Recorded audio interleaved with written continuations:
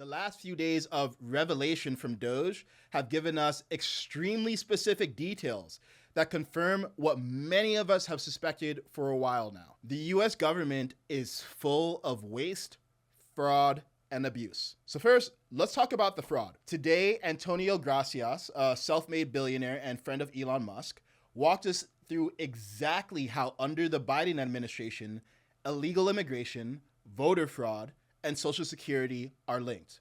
I want you to watch this. We started at the top of the system, mapping the whole system of Social Security to understand where all the fraud was. And there's a lot of great people there that showed us really a lot of waste. And so that came up with a big list of stuff that we're working on. You've heard some of that already. But this is what jumped out at us. When we saw these numbers, we were like, what is this? In 21, you see 270,000 people, goes all the way to 2.1 million in 24. These are non-citizens that are getting Social Security numbers. Yeah, this is a mind-blowing chart. Yeah, just this literally blew us away. Like, we went there to find fraud, and we found this by accident. This number, what this is when you come in the country, if you're an illegal, there's a couple ways to come in. You come in through a port of entry, and you can tell them you're afraid, and they'll give you an asylum case. You'll get an interview, then you get in. That's one way to do it. Another way to do it is to just go to the border. Literally, this happened. I talked to Border Patrol myself. Elon was there too. I went to Laredo, and I went to Bronzeville. Elon went to Eagle Pass. You walk up to a Border Patrol officer, and you tell them you want to come in. They have a couple of choices. They could charge you with a misdemeanor or a felony under 1325, or they can make it an administrative offense, like a parking ticket, basically. They were told to do that, make it an administrative offense under the last administration. And then you go walk across the border. They do what's called a release your own recognizance, and they give you an NTA, a notice to appear, which is to appear to judge. The wait times on judges are like average 6 years. Look at Grok, you'll see it on immigration judges. There's only 700 of them. This is 5.5 million people, okay? So what happens then? Once you're in the country and you got asylum through one of these pathways, and we map the whole thing out, you can apply for a work document. You file a 765, it's the work form. You get this form called the 766, that's the authorization, and then Social Security Administration automatically sends you in the mail your Social Security number. No interview, no ID. This is worth just reiterating. It's not people sometimes think that under the Biden administration that he was simply asleep at the switch. He wasn't asleep, No. They weren't asleep at the switch. It was a massive, large-scale program to import as many illegals as possible, ultimately to change the entire voting map of the United States and disenfranchise the American people and make it a permanent, deep blue, one-party state from which there would be no escape. Look, if I hadn't seen this myself, I'm not sure I'd have believed it. I went through it myself and mapped it, and Elon is right.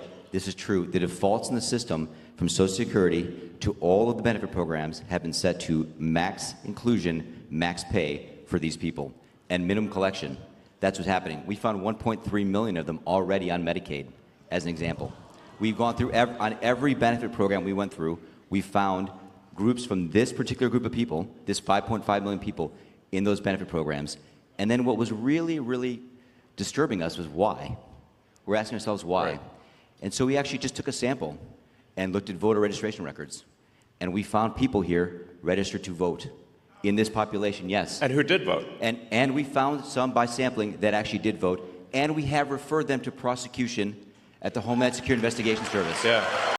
Okay, so what does this mean? Let's break down exactly what we were just told. Step one. So you notice that spike on the chart that Antonio had up? That shows that the Biden administration allowed people to enter the country illegally in increased numbers prior to the 2024 election. Whether it was by design or incompetence is a question, but what is not a question is that there were increased numbers of people entering the country illegally prior to that election. Step two, the administration gave many of those illegal immigrants a light slap on the wrist instead of a misdemeanor or a felony.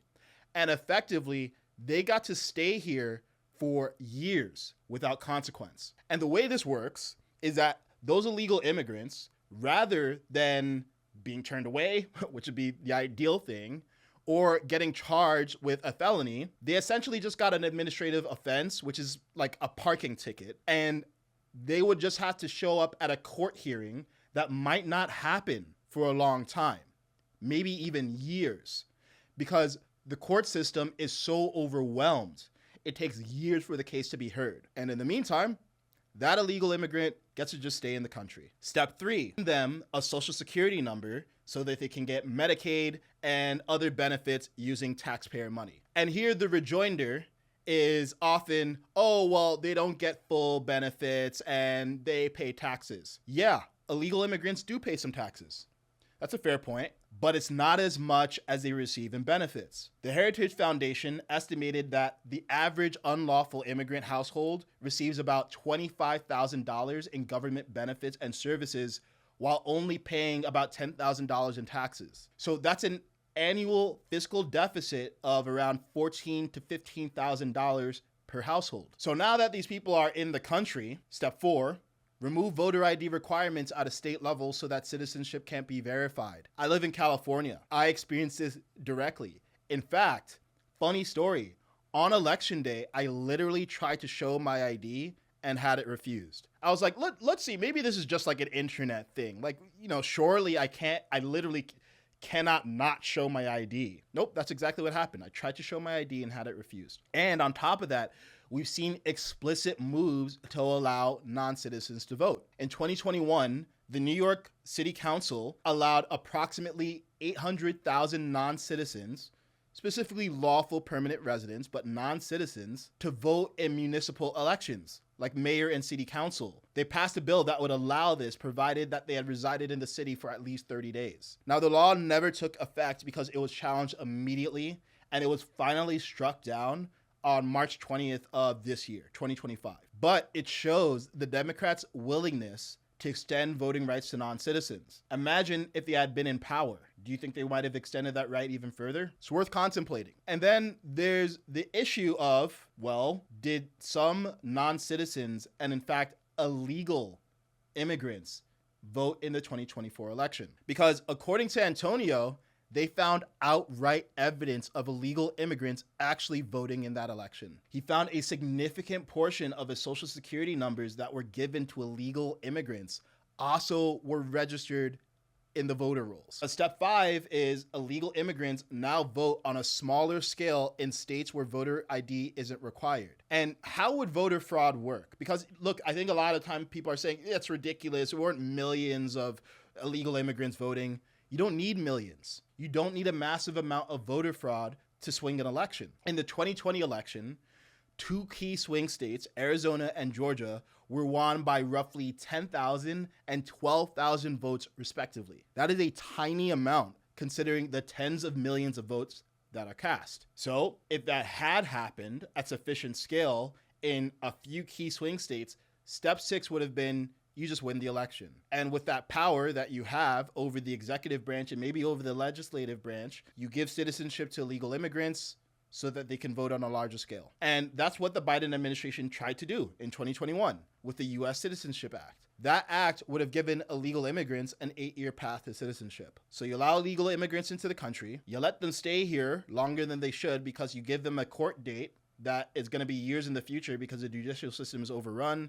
You give them benefits, they stay here, you give them citizenship. Guess who they're going to be loyal to? The same people who let them in. Step 8 is now presidential elections are just like California elections, just different shades of blue. And as someone who lives in California and just had to evacuate his home due to the LA fires, I see what happens when your state goes so deep blue that even when disasters happen, you still get to hold on to power. If that sounds conspiratorial to you, so be it. Maybe it's just gross incompetence and a bunch of disconnected events. But here's the thing. Extreme incompetence is indistinguishable from genuine malevolence. And even if you dispute that all of this was planned intentionally, what can't be disputed is that all of this was happening simultaneously. So intentional or not, it is an attack vector that needs to be closed. And anyone who exploited that attack vector at any scale needs to go to prison because it's treason. That's the biggest fraud bombshell. But I mentioned fraud, waste, and abuse. So now let's talk about the waste and the abuse. Because Thursday, Elon and the Doge team did an interview, and they detailed some of the most insane findings from Doge's efforts so far. Here's a compilation of some of the wildest findings. The NIH has nearly 700 different IT systems. Most of them don't talk to each other. There's 700 different IT systems today at NIH. 700 different IT systems. IT software systems. They can't speak to each other. And so they don't talk to one another. They have 27 different CIOs. And so when you think about making great medical discoveries, you have to connect the data. Time out. You said 27 different chief information officers? Correct. And most of them are non-technical. So there's a lot there. There's a lot of opportunity. It will make science better, not worse. And when I say that our job is tech support, I really mean it. Yeah. We have to fix the computers. If the computers can't talk to each other, you can't get research done. If the computers can't stay online, people won't receive their Social Security. So what we have here are a bunch of failing computer systems that are preventing people from receiving their benefits, that are preventing people from preventing research from happening, that are extremely vulnerable to fraud, and we're fixing it. Our government spent $1 billion implementing a 10-question survey. Literally 10-question survey that you could do with SurveyMonkey, cost you about $10,000, the government was being charged almost $1 billion for that. For just the survey? $1 billion for a simple online survey, do you like the national park? And then there appeared to be no feedback loop for what would be done with that survey. So the survey would just go into nothing. There are twice as many active credit cards than there are government employees.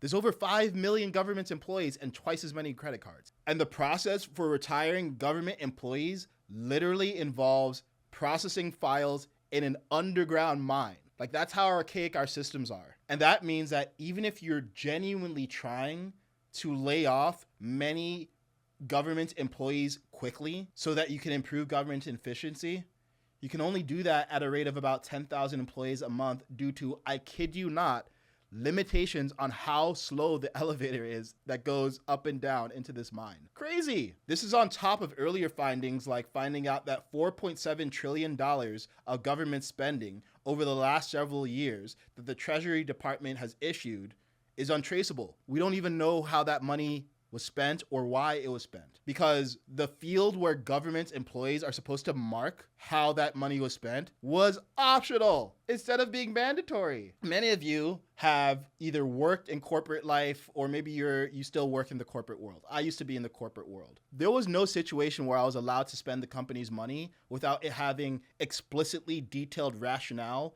in a modern digital system where I could be held accountable. So just think about this from first principles.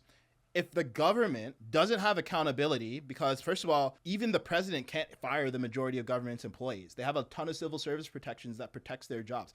Having a government job is one of the most secure jobs you can have in the world, which is great for the employees, but for the people who are paying those employees, who functionally we are the boss, not only do we not have transparency, we don't have levers of accountability, because even if things and funds are mismanaged, what can we actually do about it? I mean, the elected representatives are barely accountable to us. What about the unelected public servants? So do I think that majority of government employees are corrupt? Absolutely not. There's definitely some bad apples, but I think a lot of them are just caught in a system that's not accountable. It's not incentivized to be effective. It's not incentivized to be efficient, and it's just not serving the American people.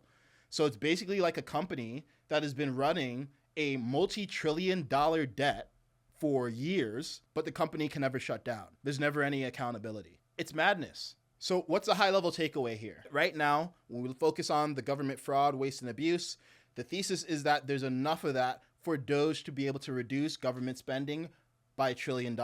Democrats are complaining that this means removing tons of benefits and services that Americans rely on. But it is obvious that there's tremendous amounts of waste in the government. And in fact, as a result, Elon has made the opposite claim, that we can cut $1 trillion of waste, fraud, and abuse and actually make government benefits and services better. For example, I want you to see what he just said about Social Security fraud stopping people from currently receiving their Social Security benefits. Check this out. And they steal people's Social Security is what happens. Is they call in, they say, they claim to be a retiree, then they convince the Social Security person on the phone to change where the money's flowing. It actually goes to some fraudster. There's this happening all day, every day. And then somebody doesn't receive their Social Security. It's because of all the fraud loopholes in the Social Security system. How do you reassure people that what you all are doing is not going to affect their benefits? No, in fact, what we're doing will help their benefits. Legitimate people, as a result of the work of Doge, will receive more Social Security, not less. I want to emphasize that. As a result of the work of Doge, legitimate recipients of Social Security will receive more money, not less money. All right. I want to emphasize that point and let the record show that I said this, and it will be proven out to be true. There's more than just waste in the government. There's outright fraud. Many people have been victims of identity fraud and have someone who's stolen their Social Security number and identity getting checks that they should be getting. So if we can solve a lot of these problems, we get a better government, not just a smaller one. And don't you guys want a smaller, better government? And on another note, it's very easy to focus on the federal layoffs. And my heart goes out to any federal government employee who has lost their job. Because on a human level, it doesn't matter what all the abstract conceptual reasons are. Losing your job is a scary thing. It's very scary. Now, I'll note that less than 1% of the people who were laid off did not receive some sort of severance. Many of those packages were 8-month severance, which is actually really generous in the corporate world. So these people are not just having the table flipped over and told, okay, good luck. But it's still a traumatic experience to lose your job, and I totally get why some people are just emotionally distraught over it. But at the end of the day, the point of the government is not to provide people jobs. The point of the government, among other things, is to create an overall ecosystem where everyone has jobs and their needs met, but not be bigger so that we have more people in government. Like, that's not how we're supposed to be doing this thing. So yeah, that's what the efficiency effort requires. Like, yes, we do need to be laying people off if 100 people are doing a job that one can do, or if we have 700 different IT systems when we could replace them with 5. And on a final note here, before Elon entered the picture, it seemed like everyone agreed that there's a ton of waste, fraud, and abuse in the government. And it reminds me, just like before Trump ran for president the first time, everyone agreed that politicians were corrupt and there's a swamp that needed to be drained. But somewhere along the line, people became so fixated on the people who are solving the problem that they seem to miss the enormity of the problems those people are solving. And another thing that's being revealed here is how much of this problem isn't simply a matter of slashing budgets. A lot of it is about outdated software and complicated money trails. So what does that actually mean? A lot of this is actually technical, and coding problems. And that's why Doge is so revolutionary. We've had 5 major efforts to create government efficiency since 2001. In fact, there's a great clip from 2011 of Obama announcing a Doge-like effort to bring government efficiency, headed by your buddy Joe Biden. So it's no wonder it wasn't so successful, right? And none of those 5 efforts have produced more than $25 billion of savings. So for all the things that people complain about Doge for, having a bunch of self-made billionaires involved and young genius coders involved, those things that they're critiquing are actually Doge's strength. The bureaucrats have not been able to solve this problem for the last 25 years. Many of these problems can be solved with just better systems. It's not about cutting some money here and cutting some money there. You need to re-architect these entire systems. So if Elon, the most successful technologist in the world, surrounded by a bunch of other geniuses who have made billions of dollars by delivering billions of dollars of value and solutions to humanity's problems, like one of the co-founders of Airbnb, he's involved. If these people can't solve this problem, who can? Joe Biden? AOC? Bernie Sanders? Who's going to solve this problem? Do you trust any of these politicians to solve this problem? So you don't have to like Elon. You don't like to have his approach. You don't like the fact that a bunch of 20-year-old coders are in the Social Security Administration databases. But if they don't solve the problem, I don't see who else can. So I hope that detractors of Doge and Elon See this, because a lot of the fears that they have about his influence are vague and general, and they're risks that are worth keeping in mind. It's important to have guardrails around anyone. And I understand the concerns, but a lot of these are vague, general concerns that fall away when you realize just how wasteful our government is and know the specifics of how they're wasting our money. And you can do your part to help people who are in fear and talking about vague things like oligarchy and fascism, just to focus on specifics and ask them, hey, are any of these things that Doge has uncovered things that you want your money going toward? Any of these things? Okay, so you have general fears about the people. Do you have any specific concerns about the specific problems that they've uncovered? And better yet, do you have an alternative? Do you have a different person you can point to in the world and say, yeah, they'd be better equipped to solve these problems than Doge? If you don't have a better solution, then stop focusing on the people and start focusing on the bigger problem. Because we have approaching $37 trillion of debt, a consistent $2 trillion deficit. We basically have a national credit card that we are running up the balance on. And our interest payments are now over $1 trillion a year. If we don't get to figure this out, we're going to be talking about more than layoffs. In fact, we're going to be talking about more than a recession. We're going to be talking about a second Great Depression. So if we don't have great solutions to that, it's time to start complaining. So if you're watching this, the best thing that you can do as a citizen is share this info with people who don't know. In a vacuum of information, fear is what thrives.